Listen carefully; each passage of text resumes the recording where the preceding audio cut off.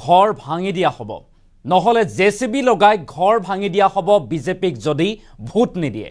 এনেদৰে বিজেপি বিধায়কে এতিয়া ভোটাৰক ভাবুকিয়া দিয়া দেখিবলৈ পোৱা গৈছে বিজয় মালাকাৰ যিগৰাকী বৰাকৰ বিজেপি বিধায়ক আৰু তেখেতে এতিয়া ভোটাৰক ভাবুকিয়া দেখিবলৈ পোৱা গৈছে যত উল্লেখ কৰি কৈছে বিজেপিক ভোট দিয়ক অন্যথা বুলডোজাৰ লগাই জেসিবি লগাই আপোনাৰ ঘৰ ভাঙি দিয়া হ'ব আৰু অসমতো এতিয়া ইউপি বিহাৰৰ ৰাজনীতি আৰম্ভ হ'ল নেকি এই প্ৰশ্ন এতিয়া সৰ্বত্ৰ উত্থাপন হৈছে ভোটাৰক এনেদৰে এই ব্যৱহাৰ এই ভাবুকি এই হুংকাৰ দিয়াটো কিমান যুক্তিসংগত এই প্ৰশ্ন এতিয়া উত্থাপন হৈছে কিয়নো বিজেপি বিধায়ক বিজয় মালাকাৰে ভোটাৰক হুংকাৰ দিছে ভাবুকি দিছে বিজেপিক যদি ভোট নিদিয়ে তেনেহলে বুলডোজাৰ লগাই ঘৰ ভাঙি দিয়া হ'ব আমি সবিস্তাৰে খবৰটো লৈ অহাৰ চেষ্টা কৰিম জনাইছো এটা পলিটিক্যাল ব্ৰেকিং এই মুহূৰ্তত অসমত আৰম্ভ হ'ল এতিয়া ইউপি বিহাৰৰ দৰে ৰাজনীতি বিজেপিক ভোট নিদিলে ঘৰ ভাঙি দিয়াৰ ভাবুকি ঘৰ ভাঙি দিয়া হ'ব এই ভাবুকি প্ৰদান কৰিছে এতিয়া বিজেপি বিধায়কে আৰু নিৰ্বাচনী সভাত বিজেপি বিধায়কৰ গুণ্ডাগিৰি মুকলি গুণ্ডাগিৰি বিজেপি বিধায়কৰ কোনে কোনে কোট ঘৰ বনাই আছে মই জানো এই মন্তব্য কৰিছে বিজেপি বিধায়কগৰাকীয়ে বিজেপিক ভোট নিদিলে জেসিবি লগাই ভাঙি দিয়া হ'ব ঘৰ আৰু ভোট দিলে ঠিকে থাকিব সকলো যদি ভোট দিয়ে তেনেহলে সকলো ঠিকেই থাকিব যদি নিদিয়ে তেনেহলে ঘৰ ভাঙি দিয়া হ'ব আৰু বৰাকৰ নিৰ্বাচনী সভাত বিধায়ক বিজয় মালাকাৰৰ এই ভাবুকি বিজয় মালাকাৰে ৰাজহুৱা সভাত এনেদৰে ভাবুকি দিয়া দেখিবলৈ পোৱা গৈছে অৰ্থাৎ এই বিজেপি বিধায়কগৰাকীয়ে ভোটাৰক ভাবুকি দিছে আৰু তাৰ পিছতে অসমতো এনেদৰে এতিয়া আৰম্ভ হৈ গৈছে ইউপি বিহাৰৰ দৰে ৰাজনীতি ভয় ভাবুকি দি ভোট আদায় কৰাৰ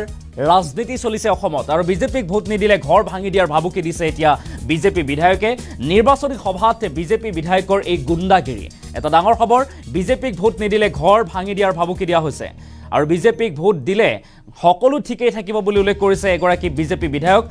বিজয় মালাকাৰে আৰু নিৰ্বাচনী সভাত বিজেপি বিধায়কৰ এই গুণ্ডাগিৰি আৰু তাৰ পিছত এতিয়া সৰ্বত্ৰ উত্থাপন হৈছে নিৰ্বাচনী বা কোড অফ কণ্ডাক্ট লাগি আছে সমান্তৰালভাৱে কাইলৈ পৰা ৰাজ্যত প্ৰথম পৰ্যায়ৰ দেখতে সমগ্ৰ দেখতে প্ৰথম পৰ্যায়ৰ লোকসভা নিৰ্বাচনৰ ভোট গ্ৰহণ আৰু তাৰ প্ৰাক্ষণত এনেদৰে এতিয়া বৰাকত নিৰ্বাচনী প্ৰচাৰ চলাই এগৰাকী বিজেপি বিধায়কে এক হুংকাৰ দিছে ভাবুকি দিছে ভোটাৰক কৈছে যদি বিজেপিক ভোট নিদিয়ে তেনেহলে বুলডোজাৰ চলোৱা হ'ব আপোনাৰ ঘৰ ভাঙি দিয়া হ'ব আৰু যদিহে বিজেপিক ভোট দিয়ে তেনেহলে সকলো ঠিকেই থাকিব এনেদৰে এক বিস্ফোৰক মন্তব্য কৰিছে আৰু তাৰ পিছতেই ৰাজ্যৰ লগতে দেশৰ ৰাজনীতিটো তুমুল প্ৰতিক্ৰিয়াৰ সৃষ্টি হোৱা দেখিবলৈ পোৱা গৈছে আমি মন্তব্য শুনাম উইথ এক্সক্লুসিভ আমি মন্তব্য শুনোৱাৰ চেষ্টা কৰিম যিগৰাকী বিধায়কে বিজেপি বিধায়ক বিজয় মালাকাৰে কি কৈছিল সেই মন্তব্য আমি শুনাই লোৱাৰ চেষ্টা কৰিম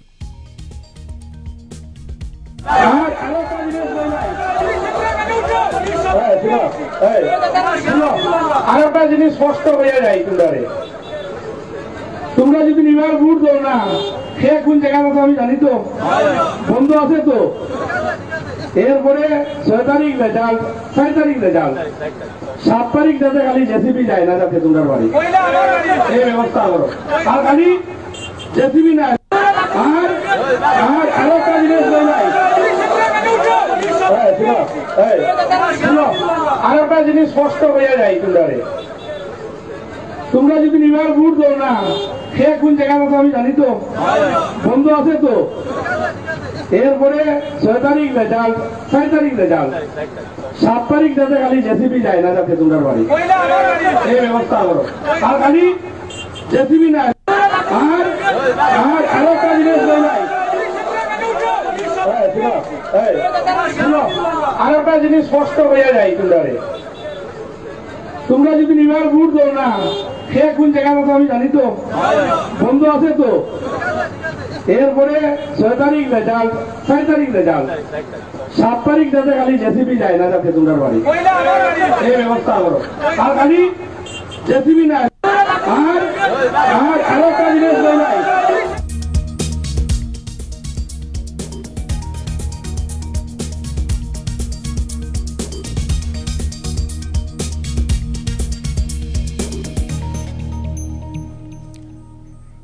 আৰু এয়া আছিল বিজেপি বিধায়ক বিজয় মালাকাৰৰ মন্তব্য আৰু বিস্ফোৰক মন্তব্যৰ পিছতে এতিয়া দেশৰ লগতে ৰাজ্যৰ লগতে দেশৰ ৰাজনীতিটো তুমুল প্ৰতিক্ৰিয়াৰ সৃষ্টি হোৱা দেখিবলৈ পোৱা গৈছে। এইবাৰ উত্তৰ প্ৰদেশ বা বিহাৰৰ দৰে যি ৰাজনীতি সেই ৰাজনীতি অসমতো আৰম্ভ হোৱা পৰিলক্ষিত হৈছে। বিজেপি বিধায়কে এবাৰ মুকলি ভাবুকি দিছে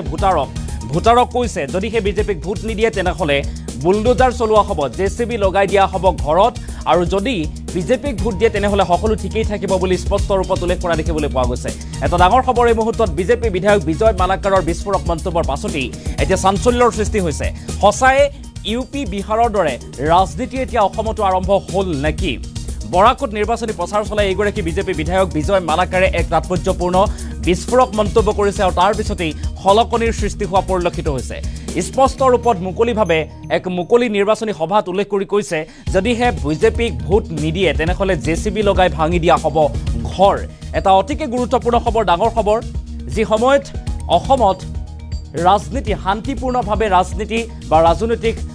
কাম কাজবিলাক হয় বুলি দাবী কৰি অহা হয়, কিন্তু ঠিক তাৰ সময়তে দেখিবলৈ পোৱা গৈছে উত্তৰ প্ৰদেশ বিহাৰৰ দৰে ৰাজনীতি এবাৰ অসমতো আৰম্ভ হৈছে। মুকলি ভয় ভাবুকিৰে এনেদৰে এতিয়া ভোট আদায় কৰাৰ চেষ্টা বিজেপি বিধায়কৰ, আৰু তাৰ পিছতেই কেতবোৰ বিভিন্ন প্ৰশ্ন উত্থাপন হৈছে, বিৰোধী সৰব হোৱা পৰিলক্ষিত হৈছে উক্ত মন্তব্যক কেন্দ্ৰ কৰি। এইগৰাকী বিজেপি বিধায়ক বিজয় মালাকাৰৰ যি বিস্ফোৰক মন্তব্য, অৰ্থাৎ ভোটাৰক ভাবুকি, ভোটাৰক হুংকাৰ, বিজেপিক ভোট দিবই লাগিব বুলি উল্লেখ কৰিছে। যদিহে বিজেপিক ভোট নিদিয়ে তেনেহ'লে ভাবুকি দিছে ঘৰখন ভাঙি পেলোৱা হ'ব, আপোনাৰ হেঁপাহৰ ঘৰখন জেচিবি লগাই বুলডোজাৰ লগাই নিমিষতে চুৰমাৰ কৰি পেলোৱা হ'ব, ভাঙি পেলোৱা হ'ব ইত্যাদি বিস্ফোৰক বা ভাবুকি প্ৰদান কৰা পৰিলক্ষিত হৈছে। আৰু তাৰ পিছতে কেতবোৰ বিভিন্ন প্ৰশ্ন যে অসমৰ ৰাজনীতিত এনেধৰণৰ কেতিয়াও ঘটনা সংঘটিত হোৱা নাছিল, যদি ভোট নিদিয়ে তেনেহ'লে ভোটাৰক কোৱা নাছিল বা ভাবুকি দিয়া হোৱা নাছিল পূৰ্বতে যে ঘৰ ভাঙি দিয়া হ'ব, জ্বলাই দিয়া হ'ব, শেষ কৰি দিয়া হ'ব সকলো ইত্যাদি ভাবুকি পূৰ্বতে দিয়া হোৱা নাছিল। কিন্তু এইগৰাকী বিজেপি বিধায়কে এইবাৰ তেনে এক বিস্ফোৰক মন্তব্য, ভাবুকি দিয়া পৰিলক্ষিত হৈছে উত্তৰ প্ৰদেশ বা বিহাৰৰ ৰাজনীতিৰ দৰে। এইবাৰ অসমত এইগৰাকী বিজেপি বিধায়কে কৈছে, বিজয় মালাকাৰে কৈছে যদিহে বিজেপিক ভোট নিদিয়ে তেনেহ'লে ভাঙি দিয়া হ'ব ঘৰ। এটা অতিকে গুৰুত্বপূৰ্ণ খবৰ, ডাঙৰ খবৰ,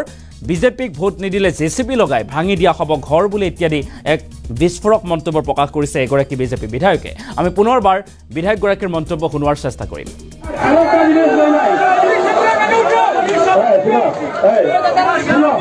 আর একটা জিনিস স্পষ্ট হয়ে যায়, তোমরা যদি নিবার ভোট দাও না, সে কোন জায়গাটা আমি জানি তো, বন্ধ আছে তো। এরপরে 6 তারিখ রেজাল্ট, 6 তারিখ রেজাল্ট, 7 তারিখ যাতে খালি জেসিবি যায় না, যাতে তোমরা বাড়ি এই ব্যবস্থা করো। আর খালি জেসিবি না, আর আরো একটা জিনিস নাই, আর একটা জিনিস স্পষ্ট হয়ে যায়, তোমরা যদি নিবার ভোট দাও না, সে কোন জায়গাটা আমি জানি তো, বন্ধ আছে তো। এরপরে 6 তারিখ রেজাল্ট, 6 তারিখ রেজাল্ট, 7 তারিখ যাতে খালি জেসিবি যায় না, যাতে তোমরা বাড়ি এই ব্যবস্থা করো। আর খালি জেসিবি না, আর আরো একটা জিনিস নাই, আর একটা জিনিস স্পষ্ট হয়ে যায়, তোমরা যদি নিবার ভোট দাও না, সে কোন জায়গাটা আমি জানি তো, বন্ধ আছে তো। এরপরে 6 তারিখ রেজাল্ট, 6 তারিখ রেজাল্ট, 7 তারিখ যাতে খালি জেসিবি যায় না, যাতে তোমরা বাড়ি এই ব্যবস্থা করো। আর খালি জেসিবি না, আর আরো একটা জিনিস নাই, আর একটা জিনিস স্পষ্ট হয়ে যায়, তোমরা যদি নিবার ভোট দাও না, সে কোন জায়গাটা আমি জানি তো, বন্ধ আছে তো। এরপরে 6 তারিখ রেজাল্ট, 6 তারিখ রেজাল্ট, 7 তারিখ যাতে খালি জেসিবি যায় না, যাতে তোমরা বাড়ি এই ব্যবস্থা করো। আর খালি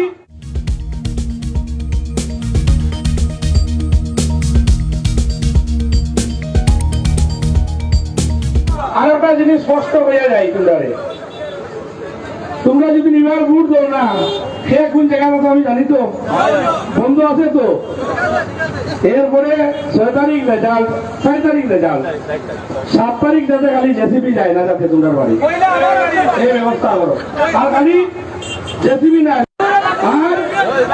আরো একটা জিনিস নাই, আর একটা জিনিস স্পষ্ট হয়ে যায়, না সে কোন জায়গায় আছে আমি জানি তো বন্ধ আছে তো এরপরে 6 তারিখ রেজাল্ট 4 তারিখ রেজাল্ট 7 তারিখ যাতে খালি জেসিবি যায় না যাতে তোমরা বাড়ি এই ব্যবস্থা করো আর খালি জেসিবি না আর আরো একটা জিনিস নাই আর একটা জিনিস স্পষ্ট হয়ে যায় তোমরা যদি নিবার ভোট দাও না সে কোন জায়গায় আছে আমি জানি তো বন্ধ আছে তো এরপরে 6 তারিখ রেজাল্ট 4 তারিখ রেজাল্ট 7 তারিখ যাতে খালি জেসিবি যায় না যাতে তোমরা বাড়ি এই ব্যবস্থা করো আর খালি জেসিবি না আর আরো একটা জিনিস নাই আর একটা জিনিস স্পষ্ট হয়ে যায় তোমরা যদি নিবার ভোট দাও না সে কোন জায়গায় আছে আমি জানি তো বন্ধ আছে তো এরপরে 6 তারিখ রেজাল্ট 4 তারিখ রেজাল্ট 7 তারিখ যাতে খালি জেসিবি যায় না যাতে তোমরা বাড়ি এই ব্যবস্থা করো আর খালি জেসিবি না আর আরো একটা জিনিস নাই আর একটা জিনিস স্পষ্ট হয়ে যায় তোমরা যদি নিবার ভোট দাও না সে কোন জায়গায় আছে আমি জানি তো বন্ধ আছে তো এরপরে 6 তারিখ রেজাল্ট 4 তারিখ রেজাল্ট 7 তারিখ যাতে খালি জেসিবি যায় না যাতে তোমরা বাড়ি এই ব্যবস্থা করো আর খালি জেসিবি না